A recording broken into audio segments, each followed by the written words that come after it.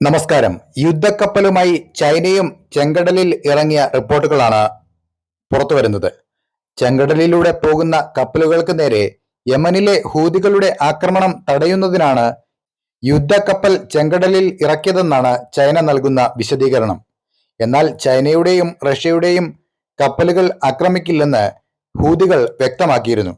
അതിനാൽ തന്നെ കപ്പലുകൾക്ക് സുരക്ഷയൊരുക്കുക എന്നതിനപ്പുറം ശക്തിപ്രകടനവും മേഖലയിൽ സ്വാധീനമുറപ്പിക്കലുമാണ് ചൈനയുടെ ലക്ഷ്യമെന്നാണ് പുറത്തുവരുന്ന റിപ്പോർട്ടുകൾ.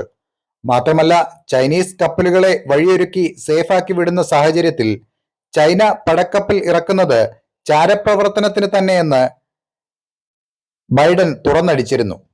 ഇസ്രയേലിന്റെയും അവർക്ക് പിന്തുണ നൽകുന്നവരുടെയും കപ്പൽ മാത്രമേ ആക്രമിക്കൂവെന്നാണ് ഹൂതികൾ പ്രഖ്യാപിച്ചത്.